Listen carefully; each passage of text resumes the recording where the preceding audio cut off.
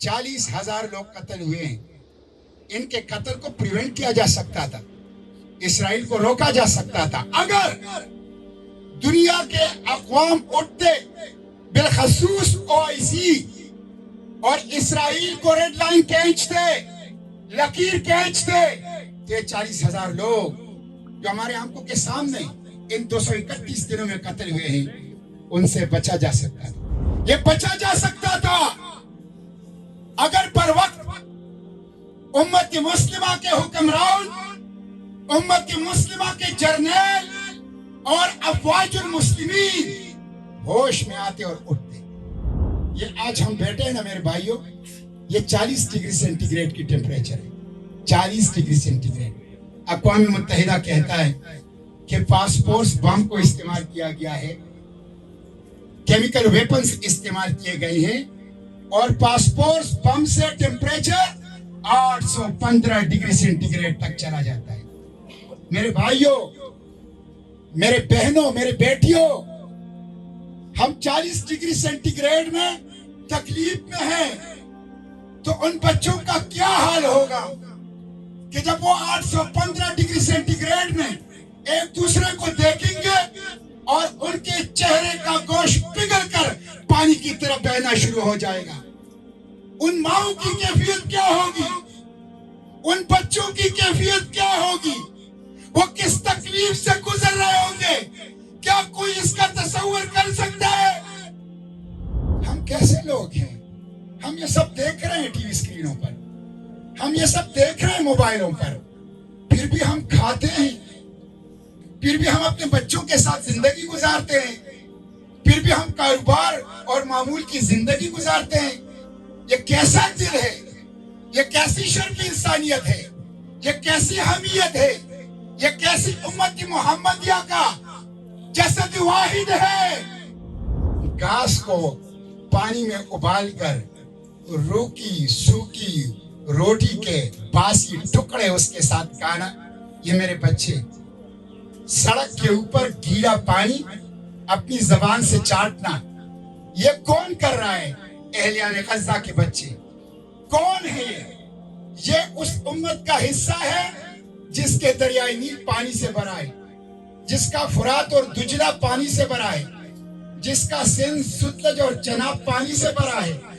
उनको पानी नहीं मिल रहा, जिनके गोदाम गल्ले से भरे हैं, उनके बच्चे भूख से मर रहे हैं। फलस्तीन के बारे में खबरें लेना इस बात का सबूत है कि आपके अंदर ईमान जिंदा है, आपके दिल में इश्क मुस्तफा की शमा भी रोशन है, आप इस्लामी अखुवत और बिरादरी से वाबस्ता है। क्या ये हमारे बच्चे नहीं है? क्या ये रसूलुल्लाह की उम्मत नहीं है? क्या अल्लाह के रसूल जो दुश्मन की बेटियों के सर पर चादर डालते थे, आज आपकी उम्मत की बेटियां बेचादर हैं।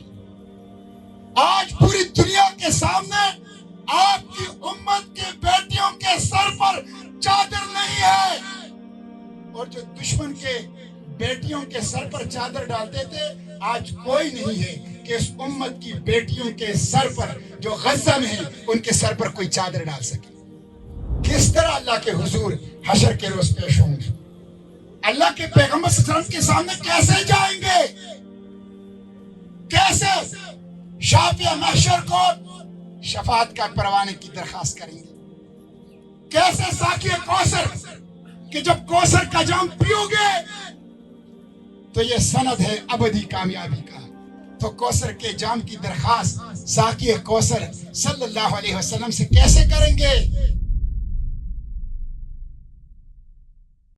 पांचवा काम यह है कि इस कज़िये में बुनियादी किरदार रियासतें अदा करें, जैसे कि हम देख रहे हैं कि साउथ अफ्रीका ने किया, चिली ने किया, मेक्सिको ने किया, और इसी तरह दूसरे ममालिक ने किया, और अभी हाल ही में स्पेन ने किया, नॉर्वे ने किया, आयरलैंड ने किया।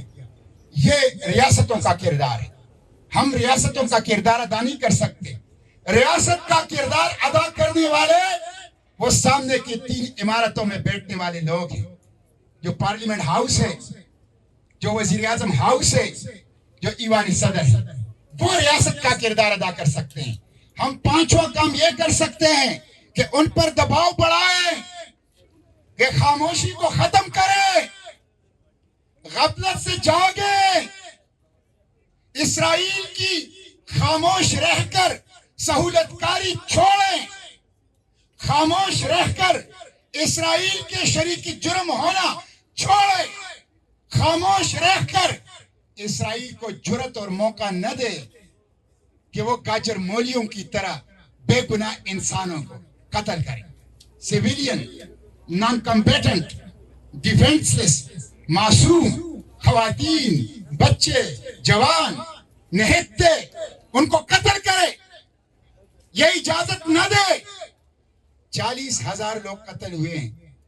ان کے قتل کو پریونٹ کیا جا سکتا تھا, اسرائیل کو روکا جا سکتا تھا اگر دنیا کے اقوام اٹھتے, بالخصوص OIC, اور اسرائیل کو ریڈ لائن کھینچتے, لکیر کھینچتے, تو یہ 40,000 لوگ جو ہمارے آنکھوں کے سامنے ان 231 دنوں میں قتل ہوئے ہیں, ان سے بچا جا سکتا تھا.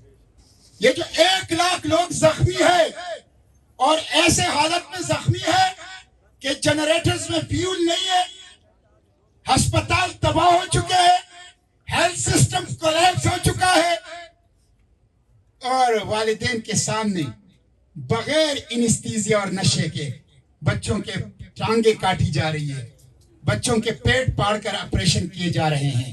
کتنا تکلیف دہ عمل ہے, ناقابل بیان, ناقابل برداشت, ناقابل دید, جسے دیکھا نہیں جا سکتا. یہ بچا جا سکتا تھا اگر پر وقت امت مسلمہ کے حکمران, امت مسلمہ کے جرنیل اور افواج المسلمین ہوش میں آتے اور اٹھتے. لیکن یہ خاموش رہے. انہوں نے اسرائیل کو موقع دیا, اس لیے یہ کمپلیسٹ ہے, یہ شریک کار ہیں, انہوں نے فیسیلیٹیٹ کیا ہے, انہوں نے سہولت کاری کی ہے. ان کی اس پالیسی سے اسرائیل کو یہ جرت ملی ہے کہ وہ دن دہاڑے قتل عام کر رہا ہے, کوئی روکنے والا نہیں. یہ آج ہم بیٹھے ہیں نا میرے بھائیوں, یہ 40 ڈگری سینٹی گریڈ کی ٹیمپریچر ہے, 40 ڈگری سینٹی گریڈ. اقوام متحدہ کہتا ہے کہ فاسفورس بم کو استعمال کیا گیا ہے, کیمیکل ویپنز استعمال کیے گئے ہیں, اور فاسفورس بم سے ٹیمپریچر 815 ڈگری سینٹی گریڈ تک چلا جاتا ہے.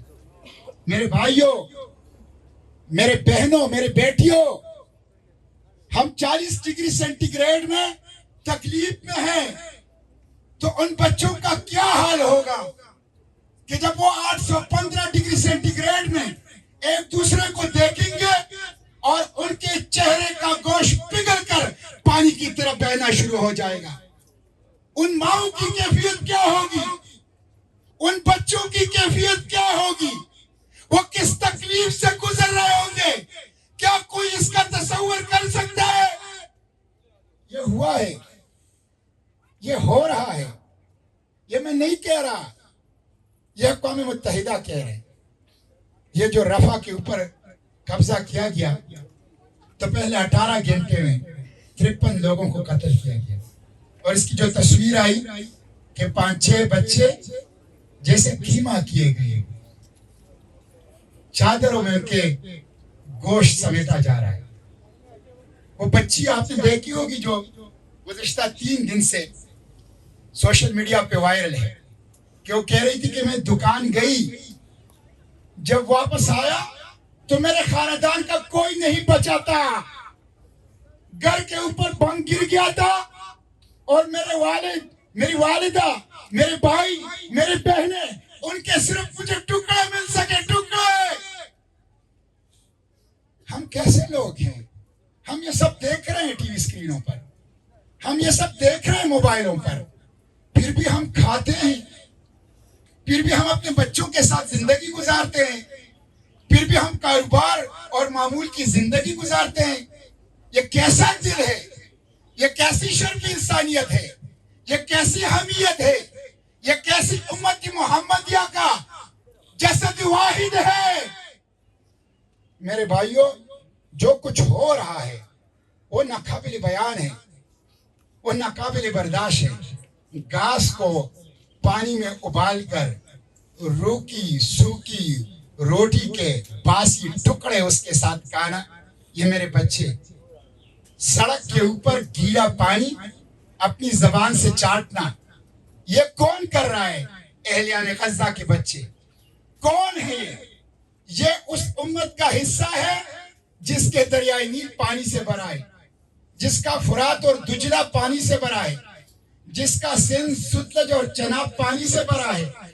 ان کو پانی نہیں مل رہا، جن کے گودام غلے سے بھرے ہیں ان کے بچے بھوک سے مر رہے ہیں۔ کل اقوام متحدہ نے اپڈیٹس جاری کیے ہیں۔ میرے بھائیوں، فلسطین سے آگاہ رہو، فلسطین سے آگاہ رہو۔ فلسطین کے بارے میں خبریں لینا اس بات کا ثبوت ہے کہ آپ کے اندر ایمان زندہ ہے، آپ کے دل میں عشق مصطفیٰ کی شمع بھی روشن ہے، آپ اسلامی اخوت اور برادری سے وابستہ ہے۔